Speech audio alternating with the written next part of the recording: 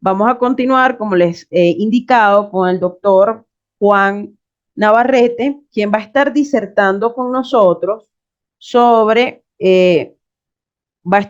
permítame un instante, va a estar disertando con nosotros sobre los derechos humanos, la justicia y la reparación.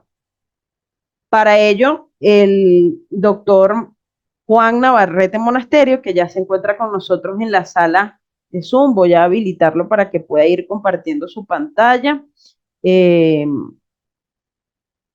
Él es abogado especialista en derechos humanos y derecho internacional humanitario, con una destacada trayectoria en justicia transicional, seguridad ciudadana, derechos de las víctimas, acceso a la justicia, migración y refugio. Su labor ha sido clave para la defensa de los más vulnerables y la promoción de mecanismos que permitan garantizar la verdad y la reparación en contextos de violaciones de derechos humanos.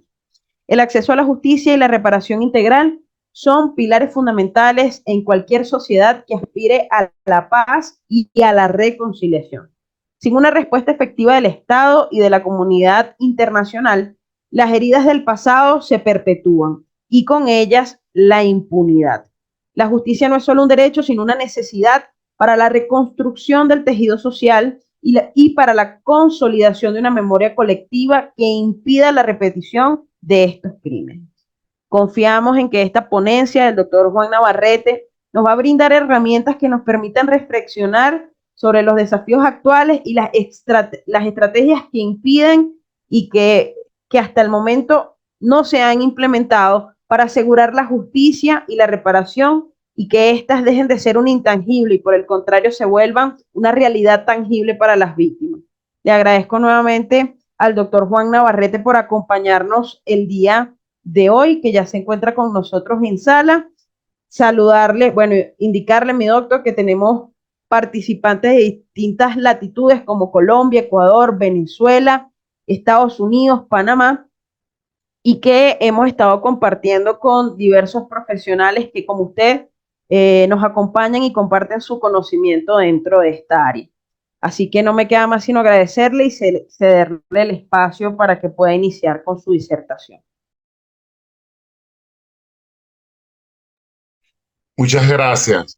Buenos días a todas y todos. Un placer y gracias por la invitación. Siempre es un honor poder participar en los espacios académicos que ustedes construyen y sobre todo estos temas que son fundamentales en lo que tiene que ver con la vigencia de los derechos humanos y su garantía, como lo que tiene que ver con los derechos humanos de la verdad, la justicia, la reparación y las garantías de no repetición. Yo voy a centrar mi presentación, como estamos hablando de derechos humanos y verdad, fundamentalmente en algunos estándares que ha venido construyendo el Sistema Interamericano de Protección de Derechos Humanos y en particular la Corte Interamericana de Derechos Humanos. Porque creo que para en el ámbito nuestro y además por lo que usted decía de las personas participantes en este proceso académico, que son de distintos países de América Latina, creo que es importante tenerlo como muy presente, ¿no? Es decir, una de las cosas que la Corte, en este particular, la jurisprudencia de la Corte Interamericana de Derechos Humanos, ha planteado como premisa en su primer caso, que es el caso de 1986, que es el famoso caso Velázquez Rodríguez, que fue la primera sentencia que tuvo la Corte Interamericana de Derechos Humanos, nos da, nos da el primer piso para ir construyendo esto que hoy se conoce como justicia transicional. En primer lugar, estábamos hablando en una región cuando se crea el Sistema Interamericano de Derechos Humanos, en la que la mayoría de los países estaban bajo regímenes dictatoriales. Los que no estaban en regímenes dictatoriales estaban en conflictos armados internos, particularmente Centroamérica y Colombia, que aún todavía es un caso por resolver en términos de conflicto armado interno, y apenas habían tres democracias. Y una de esas, que es un caso muy particular dentro de este contexto que estamos hablando, que es precisamente Colombia, tenía una democracia, es una de las democracias más largas que existe en la región, pero tiene ha tenido durante muchos años, más de 55 años, un conflicto armado interno que todavía no ha terminado de resolver, a pesar de todos los esfuerzos, los procesos de paz que se han venido impulsando. En ese momento, estaba Costa Rica como una democracia y estaba Venezuela también como una democracia. Solamente tres democracias estamos hablando de, eh, de 34 países de la región. Latinoamericana, ¿no? Sí, porque si no hablamos del sistema interamericano, por supuesto también tenemos que tener presente Estados Unidos y Canadá, pero fundamentalmente si hablamos de América Latina, ya es desde México hacia. Y México tenía lo que llamaba el escritor Carlos Fuentes, la dictadura perfecta, ¿no? Porque era un régimen basado en un solo partido político, pero que en general no habían totalmente todas las garantías democráticas, pero sin embargo sí era una democracia en términos formales, no en términos prácticos, en términos de lo que ha venido aconteciendo últimamente. Entonces, ¿cuál es la importancia de hablar de derechos humanos en contextos en los cuales América Latina ha tenido que transitar de las dictaduras y las democracias? En 1990 empieza lo que se llamó la ola democrática en América Latina. Entonces era transitar de dictaduras a democracia y también se combinó con los países centroamericanos que tuvieron un proceso muy largo en términos de superar sus conflictos armados internos. Y en ese orden de idea, los conflictos armados internos y las transiciones a la democracia supuso que teníamos que tener unos nuevos marcos constitucionales o políticos, como fueron las constituciones, que se generaron también en todos estos procesos. 1990 fue la década de la transición de las dictaduras a democracia y de buscar también, en el caso centroamericano, los procesos de los acuerdos de paz, que fueron procesos muy largos, que como conocemos, comenzó con el proceso de Contadora y Esquípulas 1, Esquípulas 2, Esquípulas 3.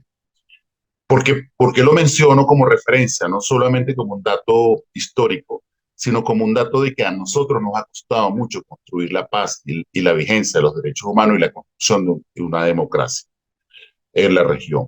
Y entonces, en ese sentido, ¿cuáles fueron los principios fundamentales que se dieron? Uno, el tema de tener verdad, la necesidad de la verdad, es saber qué pasó, por qué pasó y quiénes eran los responsables de esas violaciones generalizadas en su mayoría por contextos dictatoriales o conflictos armados internos. En segundo lugar, la justicia, buscar que se logre juzgar a quienes fueron los responsables de estos hechos. La reparación, que es un tema fundamental que también lo voy a desarrollar un poco más adelante, que es por eso quiero enfocar mi presentación en lo que ha desarrollado la Corte Interamericana de Derechos Humanos, en el desarrollo y la evolución de lo que significa reparación, que no solamente es un tema pecuniario, sino es un tema que tiene que ver, que está vinculado con el tercer elemento, que es las garantías de no repetición. O sea, es decir, no solamente es, como les decía, un tema pecuniario, sino que es un tema que obliga a los estados a cumplir con sus responsabilidades en materia de derechos humanos.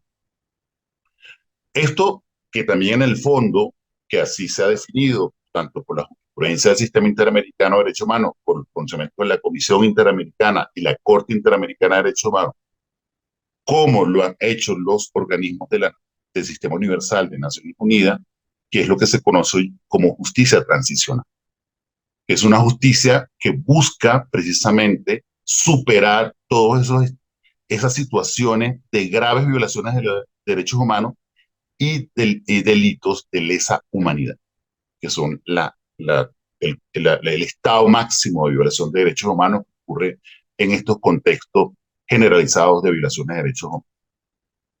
Y un poco en ese sentido, que quería también compartir con ustedes es que si bien es cierto que hemos transitado a sistemas formalmente democráticos en la región, ya hoy en día, lo que yo les comentaba al principio, la realidad se ha revertido en donde la mayoría de los países son formalmente democráticos.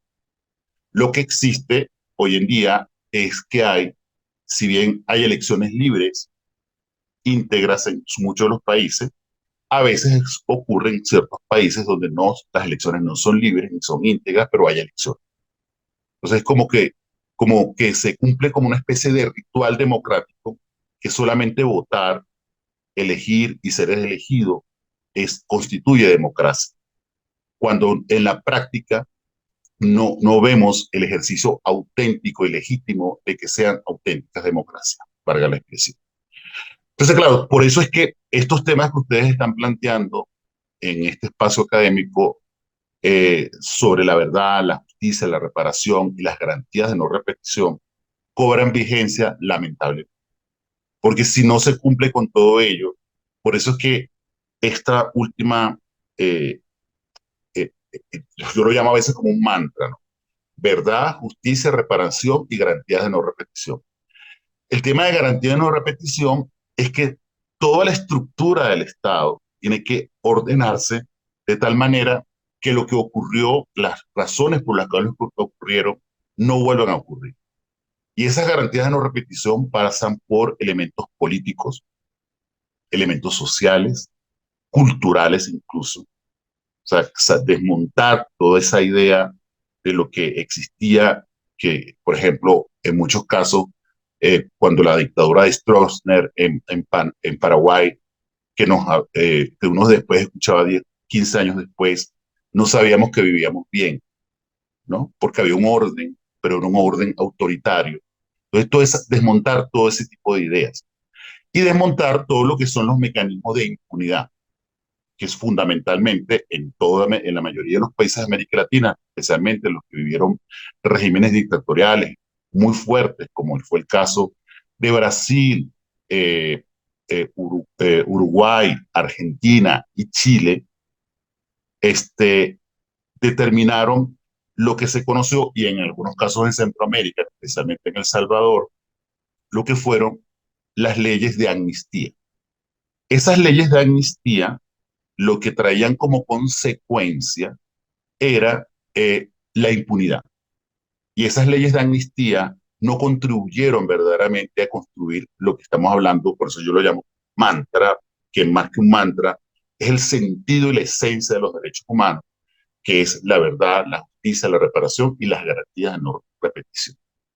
Entonces, muchas de esas leyes de amnistía, eh, tanto que se llamaban leyes de punto final, en muchos casos, incluso en algunos casos se llamaba leyes del olvido, el perdón y el olvido, que estaba muy asociado con el tema de la memoria, y que todo esto venía de los regímenes fascistas de Europa, de Alemania, de Italia y de España, que fueron como una transferencia de alguna manera de prácticas de impunidad, y que hoy en día, en uno de los casos, por ejemplo, un caso muy particular, que es el caso de Uruguay, se utilizó un mecanismo democrático para validar una ley de amnistía, que fue el más famoso referéndum de 1986, en la cual se aprobó por voluntad, por voto popular democrático, utilizando un mecanismo democrático para establecer la ley del perdón y del olvido. En otros países se constituyeron comisiones de la verdad para todo el tema de justicia transicional, por ejemplo, como el caso, poniendo como ejemplo, pero podemos detallarlo después, pero por razones de tiempo no me voy a extender más allá. Tenemos ese ejemplo, el caso de Uruguay, que por medio de un mecanismo democrático, que es el referéndum, se hizo un referéndum para aprobar una ley de perdón. Luego, en el caso de El Salvador, se constituyó una comisión de la verdad que fue constituida por expertos internacionales y que fue verificada y conducida por las Naciones Unidas. Y al, eh, a los 3 días de que la Comisión de la Verdad concluyó su informe, la Asamblea Nacional, el órgano legislativo de El Salvador, deroga ese informe y establece una ley que hace un punto final en donde cual todos los eh, perpetradores de las violaciones graves y delitos de lesa humanidad que ocurrieron bajo el conflicto armado del Salvador fuera de se tuviesen con una impunidad total. Luego con esto, ¿qué es lo que ha hecho el derecho internacional de los derechos humanos? Que ahí es algo bien interesante, que en los casos de estas características, que es lo que se conoce como la convergencia entre los derechos humanos y el derecho internacional humanitario. El derecho internacional humanitario, que son los convenios de Ginebra, los tres convenios y el artículo 3 común de los convenios de Ginebra, establecen con mucha claridad que las leyes de amnistía no son absolutas, sino que son restrictivas y son muy particulares, porque sí se permite que exista en la construcción de un espacio de justicia transicional que existan ciertas reglas en las cuales digan, una expresión que se usa muy común eh, hoy en día, sobre todo acá cuando uno vive en Colombia, cuando estuvimos viendo todo el proceso de los acuerdos de paz con la FARC-EP y el gobierno colombiano, este, voy a usar la expresión porque es muy común como para que comprendamos bien la dimensión, es tragarse ciertos actos, ¿no? O sea, hay cosas que hay que como que asumirlas para poder ir y avanzar en una negociación y en un acuerdo de paz. En esa línea, lo que se plantea y lo que plantean los convenios de Ginebra, los tres convenios y sus protocolos y el artículo 3 común, es que las amnistías no son absolutas. Porque si fuesen absolutas, estamos permitiendo y estamos contradiciendo lo que es lo que yo ya les he dicho, que es el núcleo central de la justicia transicional como un marco de protección de derechos humanos y de no impunidad. Verdad, justicia, reparación y garantías de no repetición. Entonces, en esa idea, lo que nosotros necesitamos entender es que esas amnistías no pueden ser absolutas. Pero sin embargo, muchos estados siguieron insistiendo, Brasil, Perú, Chile, Uruguay, Paraguay, en insistir en tener ese tipo de leyes de perdón y olvido y punto final. Afortunadamente, ese primer caso, que es el caso de Uruguay que les mencionaba, que es el caso Hellman, la Corte Interamericana de Derechos Humanos, dice que no puede haber amnistías absolutas, sino que las amnistías tienen que ser proporcionales a la dimensión de los daños y las violaciones de derechos humanos que ocurrieron en los contextos en particular. Y además, como ya todos sabemos, los derechos humanos, las violaciones a los derechos humanos y crímenes de lesa humanidad son imprescriptibles. Entonces, la imprescriptibilidad hace que esas amnistías no puedan ser absolutas de ninguna manera. Esto costó mucho, tanto en orden interno como en el sistema interamericano y como el sistema universal de derechos humanos. La Corte Interamericana de Derechos Humanos, en sus diferentes sentencias, que yo les voy a pasar el link a través de quienes nos están coordinando acá, de un cuadernillo y una serie de publicaciones que tiene, donde la Corte Interamericana sistematiza todas las sentencias que están relacionadas con justicia transicional. Y eso ustedes van a darse cuenta cómo va evolucionando desde el caso Velázquez Rodríguez, 1986, que fue la primera sentencia de la Corte Interamericana de Derechos Humanos, y que dicho sea de paso, lamentablemente nosotros en América Latina, en las prácticas de violaciones de derechos humanos y crímenes de lesa humanidad, fuimos lo que acuñamos la práctica perversa de la desaparición forzada de personas, que fue un caso de desaparición forzada de personas, y a partir de ahí, en la Corte Interamericana empieza a desarrollar todo un orden jurídico, unos estándares que igual, como es muy denso y por el tiempo, yo por eso les voy a compartir el cuadrillo para que ustedes vayan viendo cómo va evolucionando la jurisprudencia de la Corte Interamericana de Derechos Humanos y lo que se conoce también, la misma comisión también en los informes en ese sentido.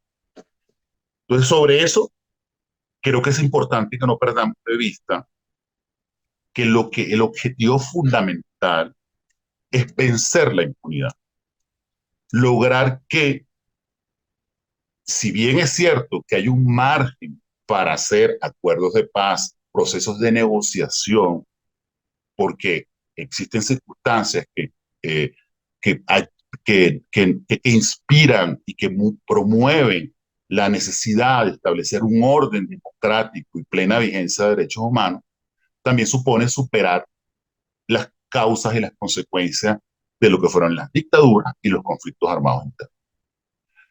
Este, también les voy a recomendar que vean, porque esto también la justicia transicional se vincula mucho con lo que se conoce con la jurisdicción universal.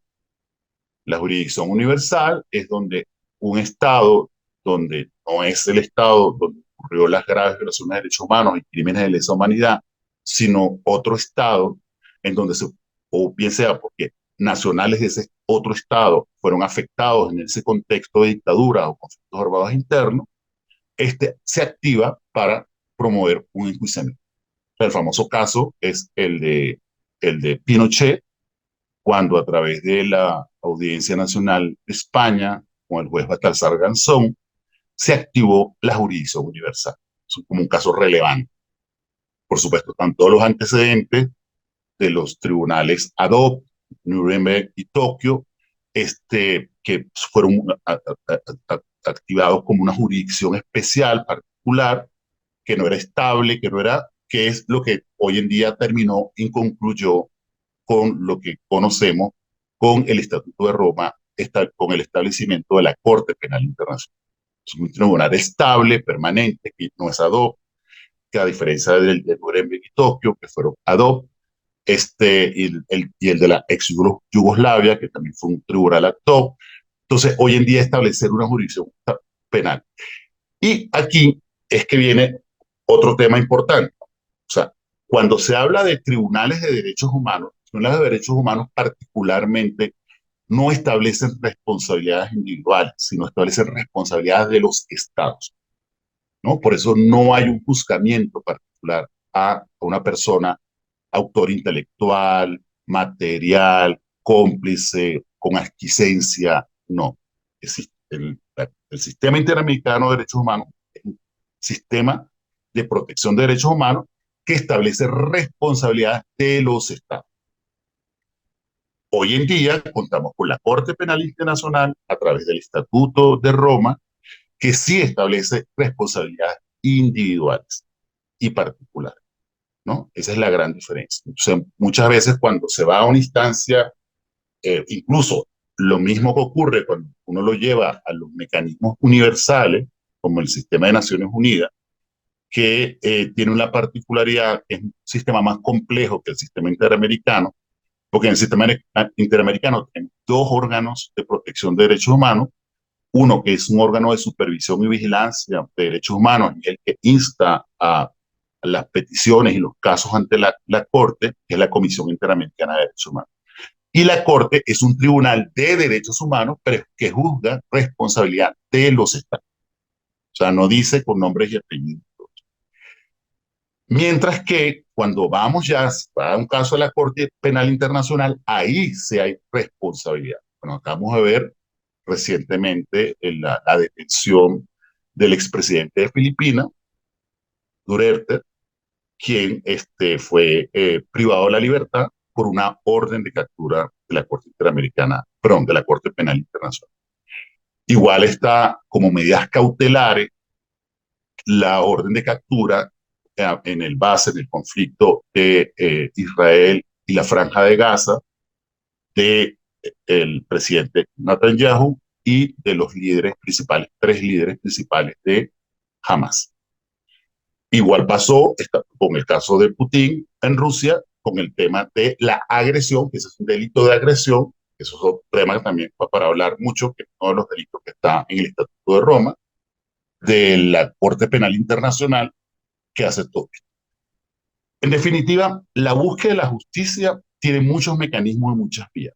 A veces no es efectiva, no es pronta, pero sin embargo, sí a veces funciona.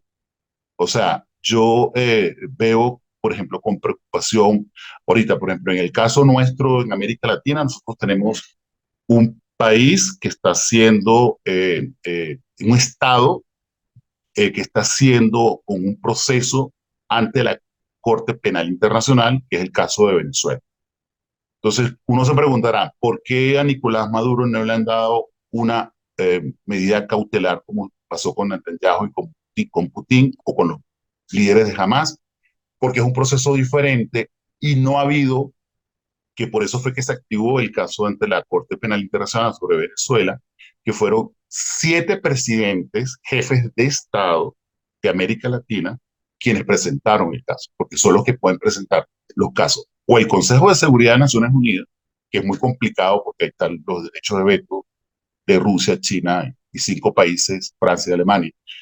Eh, en este caso, cuando se activó el proceso contra Venezuela, fueron 7 presidentes en ejercicio de jefes de Estado de sus países respectivos. Entonces, hoy en día no ha habido ningún jefe de Estado que haya promovido una orden de captura contra eh, eh, Nicolás Maduro, por ejemplo, en el caso del juicio que se está haciendo contra Venezuela. Entonces, claro, a esa diferencia, entonces todo el mundo se pregunta, ¿por qué a ellos sí?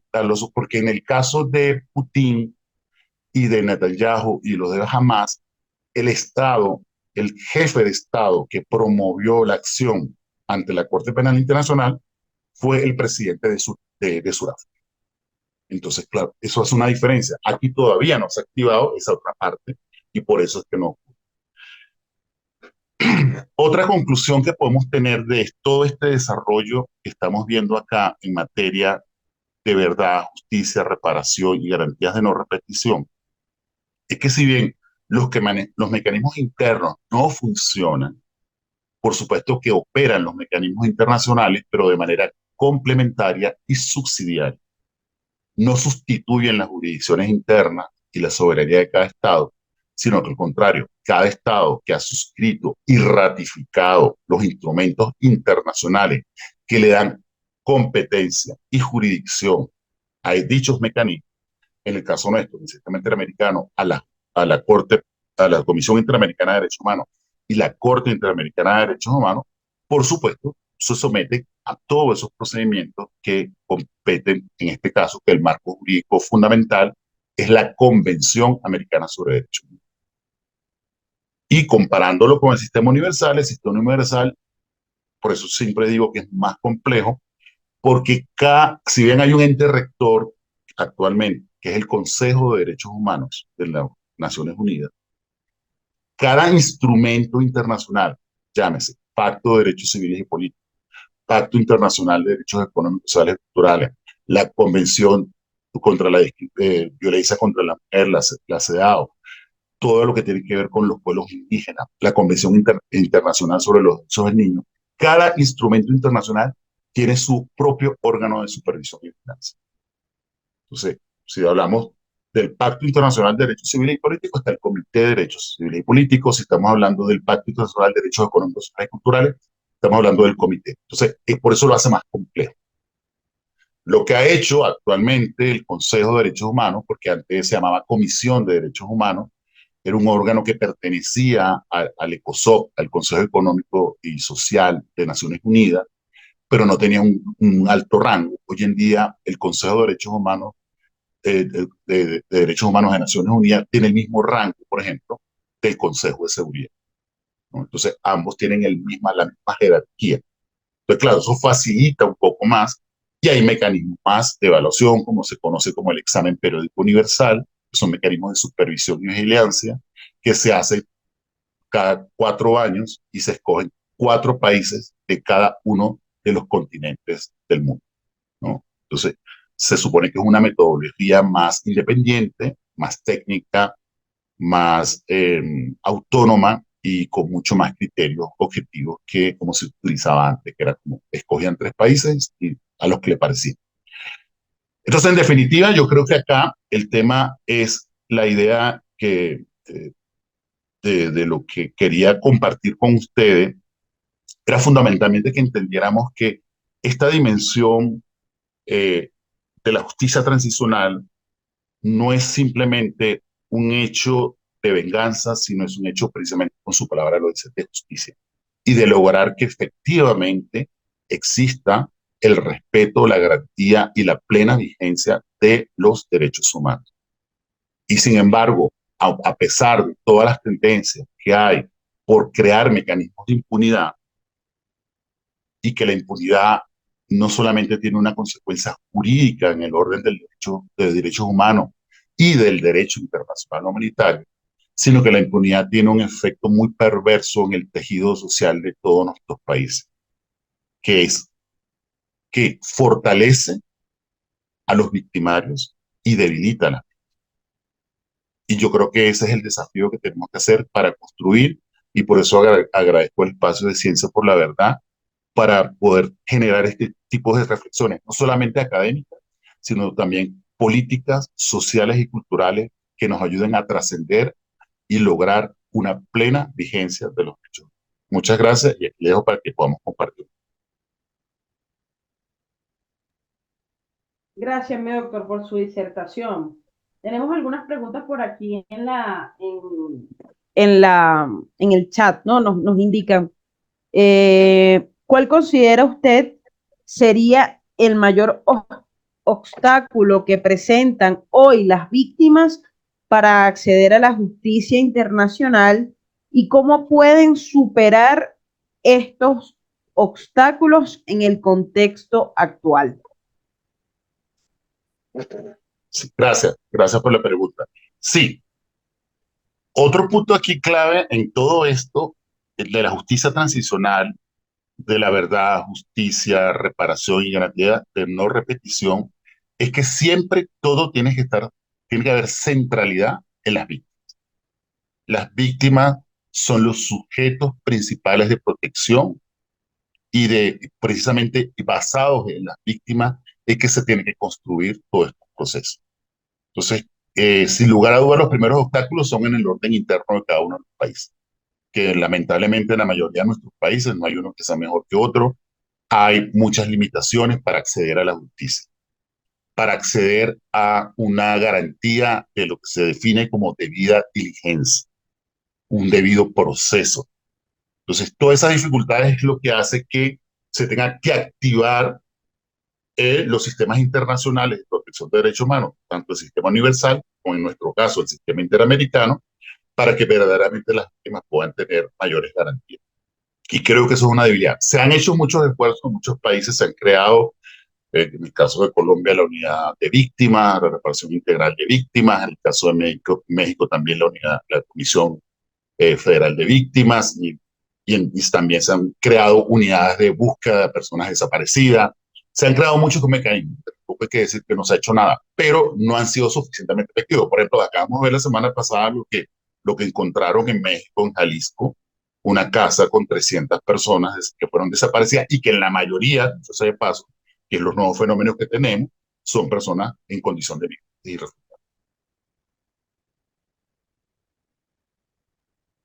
Sí, justamente nos preguntaba, bueno, hay otra pregunta relacionada con este tema de México, del rancho Izaguirre, si no me equivoco, por ahí pues pueden corregirme.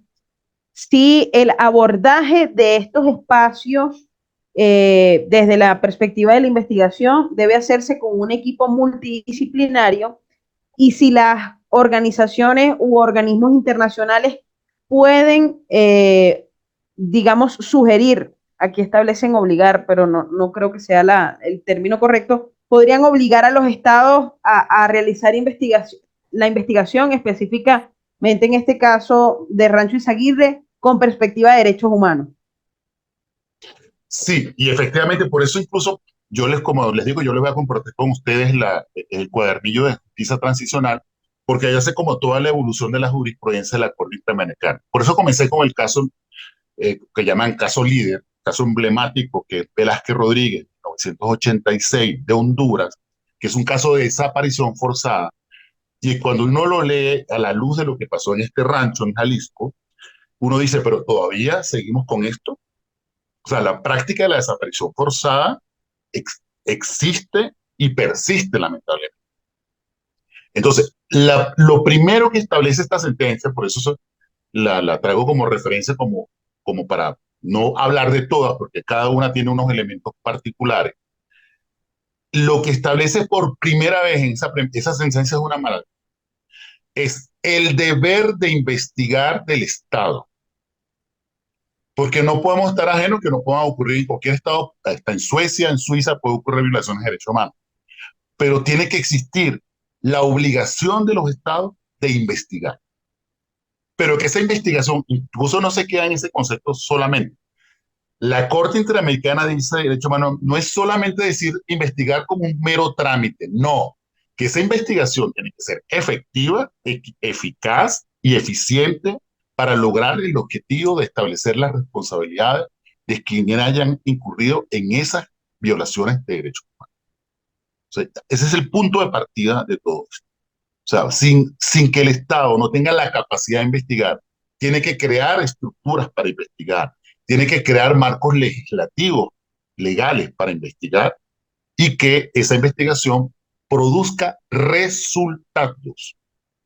E incluso, ya más adelante, en otras sentencias de la Corte Interamericana de Derechos Humanos, en el tema de reparación, por eso les decía que no, la reparación ya no solo es concebida como un aspecto pecuniario, sino que la reparación tiene que estar orientada a generar garantías de no repetición.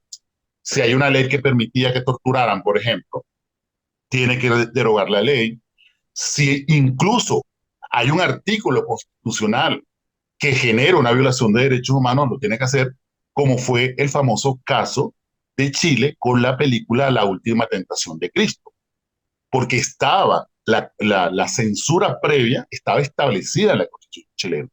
Y el Estado chileno tuvo que cambiar ese artículo por una sentencia de la Corte Interamericana de Derechos Humanos. Entonces yo creo que todo tiene que apuntar a eso, a desmontar lo que facilita, lo que permite y lo que genera esas violaciones de derechos humanos basado en el deber de investigar la debida diligencia, ¿no? Y en función de eso, el debido proceso. Bien.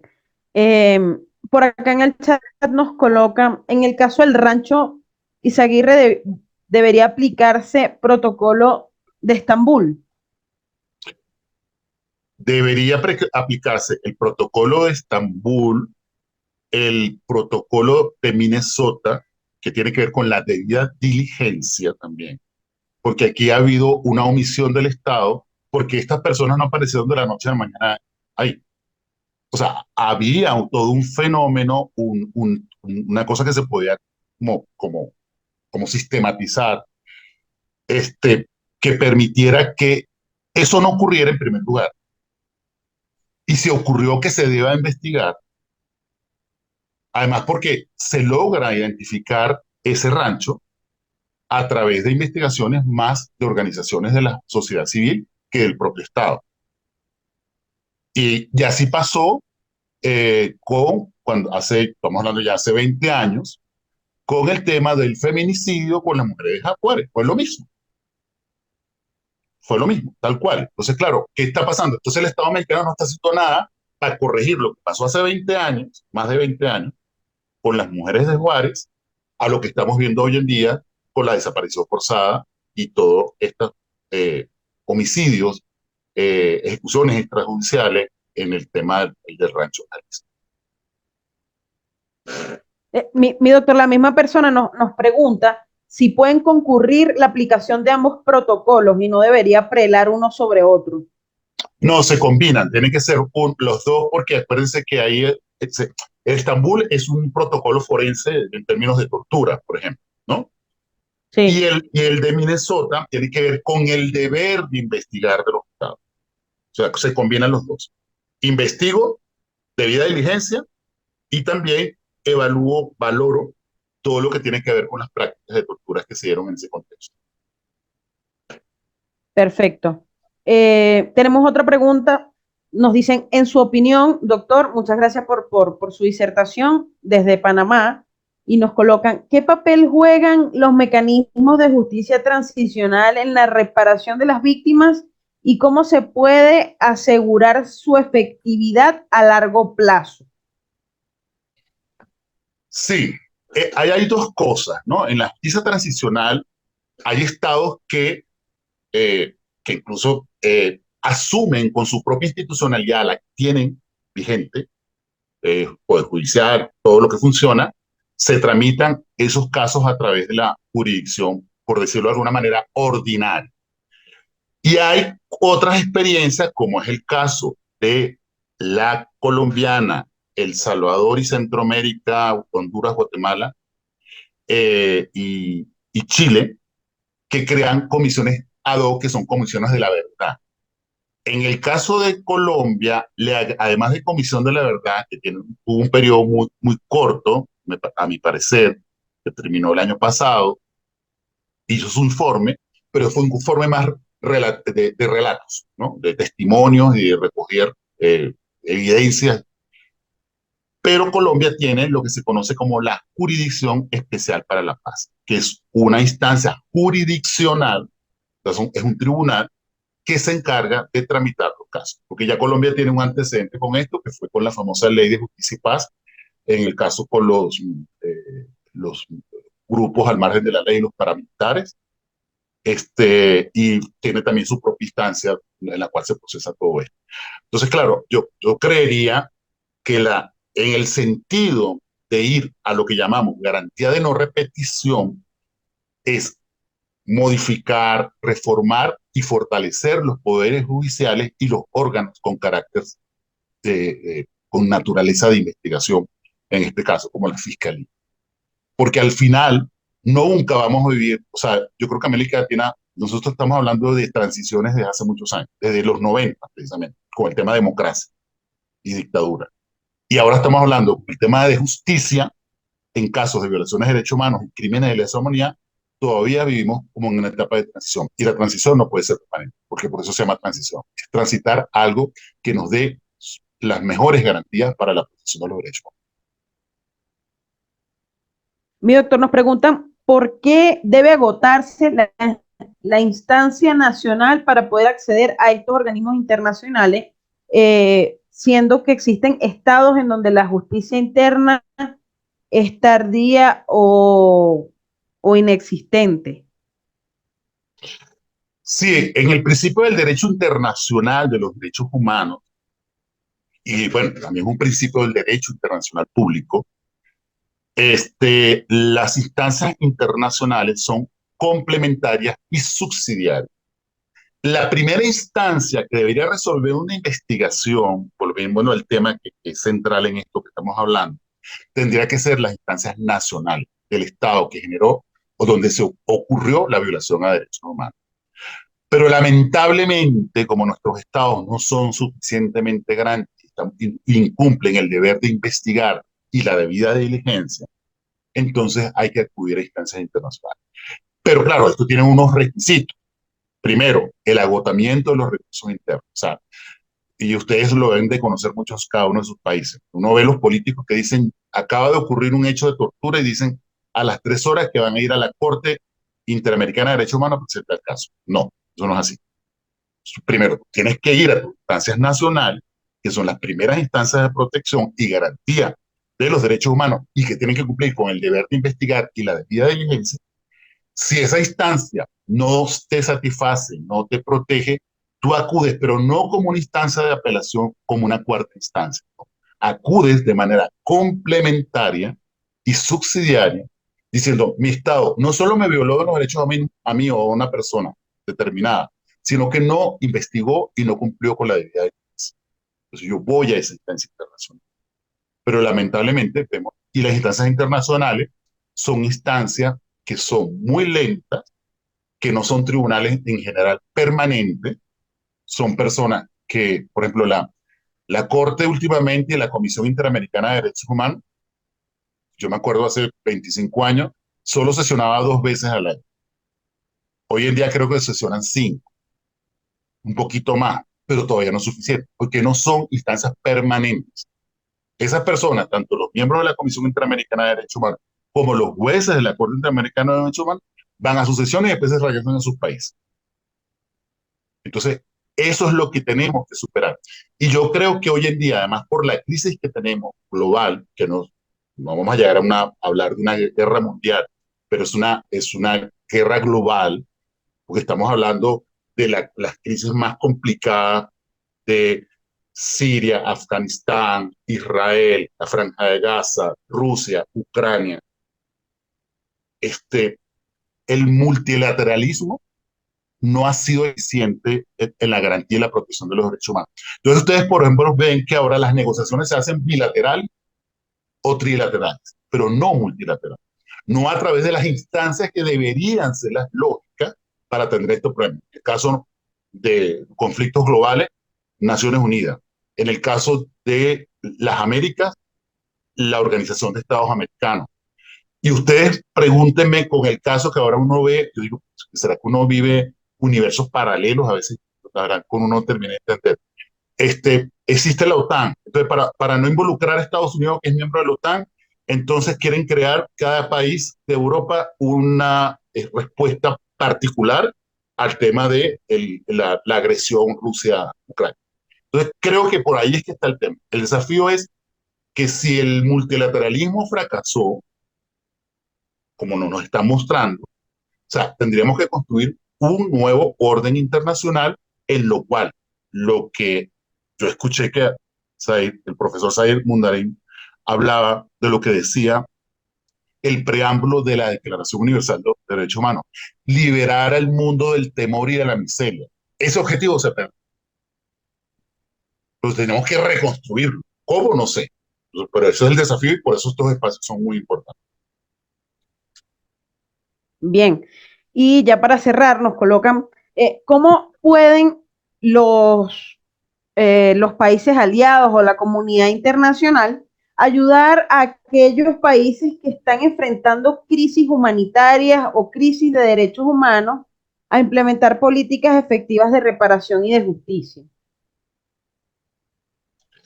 Sí, yo creo que, por ejemplo, o sea, es que la verdad que estamos en un orden muy complicado, como que las prioridades Sí. nos cambiaron, ¿no? O sea, tal vez hace 10 años nosotros estábamos hablando de los procesos de paz, de la transición a la democracia, y hoy en día las prioridades cambiaron. Las prioridades son la agresión Rusia a Ucrania, el conflicto Israel-Franja de Gaza. Entonces, todo lo demás, por eso yo creo que, y espacios como los que ustedes promueven a través de Ciencia por la Verdad, es que no perdamos de vista la centralidad, que es decir, siempre van a haber conflictos, lamentablemente. Por eso somos seres humanos, por eso hay intereses políticos, económicos, de todo tipo, de todo orden. Entonces nosotros lo que tenemos que siempre aprender que siempre una perspectiva con un enfoque de derechos humanos y derecho internacional humanitario, que ayude y que tenga permanentemente y presente cada día lo que se tiene que hacer y lo que se debe hacer. Sabemos que no contamos con una fortaleza de organismos multilaterales como el caso de Naciones Unidas o el caso de la OEA en estos ámbitos, pero generar espacios como estos de reflexión académica, política, social y cultural y seguir construyendo el foco de los derechos humanos para que no lleguemos a tener unas situaciones más graves de las que se puedan avecinar. Bien, y la misma persona de la pregunta con el doctor Zair también se la realiza a usted. eh, ¿Qué sucede con la criminalización de las ONG o de las organizaciones que coadyuvan en las investigaciones en materia de derechos humanos? ¿Qué pueden hacer Bueno, ya, para fortalecerse? y esa es la tapa del frasco, porque si bien hoy en día gran conquista de la vigencia de derechos humanos ha sido a través de organizaciones sociales, organizaciones de sociedad civil, organizaciones no gubernamentales que trabajan por la defensa y la protección de los derechos humanos desde todo el punto de vista integral, derechos civiles y políticos, derechos económicos, sociales, culturales, medioambientales, porque incluso ahora estamos viendo cómo matan activistas que defienden el medio ambiente, cosas como esa. Entonces, es un desafío muy importante. Y lamentablemente estamos viendo, como está pasando en Nicaragua, está pasando en Venezuela y la semana pasada pasó en Perú, que están creando leyes anti-ONG, que son las que cierran los espacios cívicos y democráticos de nuestro país. Entonces nos están quedando, lo poco que nos quedaba, o nos queda, y yo sé que vamos a seguir luchando todas y todos, nos están cerrando los espacios con mecanismos legales, políticos y económicos y financieros, ¿no? Entonces yo creo que la lucha nos toca ahora ya no solo que yo tenga el derecho a la asociación, yo tenga el derecho a la libertad de expresión, yo tenga el derecho a la reunión, yo tenga el derecho a la protesta pacífica, social pacífica, sino que ahora están creando mecanismos, leyes y políticas económicas y financieras que restringen los espacios cívicos y democráticos de nuestro país.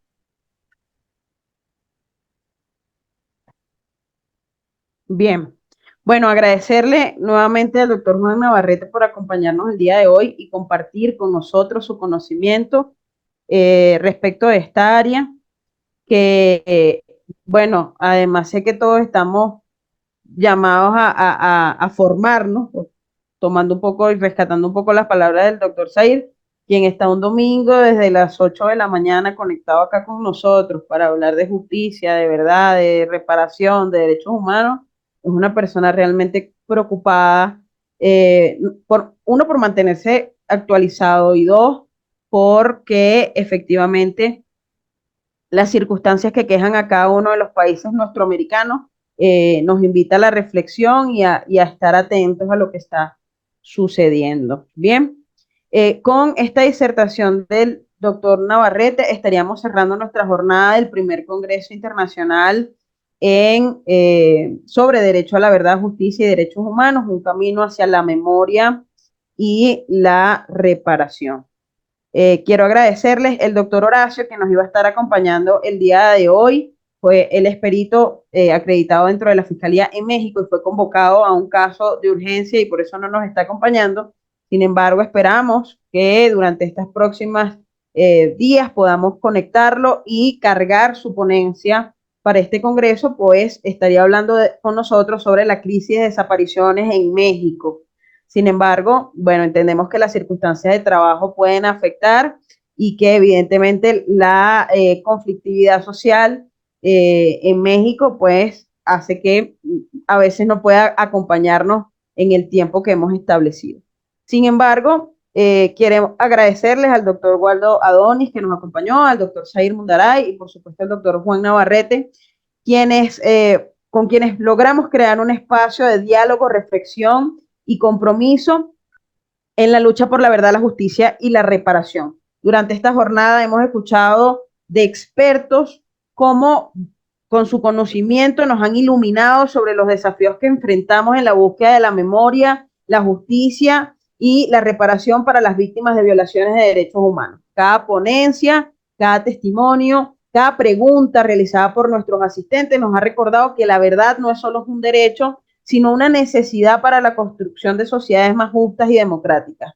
Hemos analizado cómo el impacto de la desaparición forzada, la importancia de la biometría en la identificación de las víctimas, el derecho a la memoria y la justicia transicional y los mecanismos de reparación, entre muchos otros temas fundamentales, son la base para lograr sociedades más justas, más equitativas. Este congreso no es un punto final desde la perspectiva de Ciencia por la Verdad, sino que es un inicio.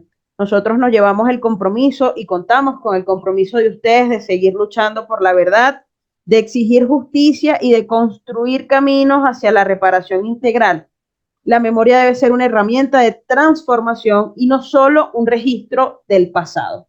Les agradezco profundamente a cada uno de los ponentes por su generosidad al compartir su conocimiento y experiencia con nosotros, a todos los asistentes de nuestra plataforma de YouTube, a quienes invito a suscribirse si aún no lo han hecho, y a que compartan este congreso con sus familiares, conocidos y allegados, así como colegas, para que puedan seguirse sumando personas a esta familia de Ciencia por la Verdad. Sigamos adelante con la convicción de que un mundo más justo y humano es posible, pero solo si trabajamos juntos. Espero que este congreso nos impulse a seguir defendiendo los derechos humanos, a seguir promoviendo la justicia y honrando la memoria de quienes han sufrido y luchado por un futuro mejor. Siempre recordando que los derechos no se negocian. Con estas palabras damos concluido el primer Congreso Internacional sobre la Verdad, Justicia y Derechos Humanos, un camino hacia la memoria y y la reparación. Muchas gracias a todos, gracias doctor Juan y a todos nuestros asistentes. Una feliz tarde.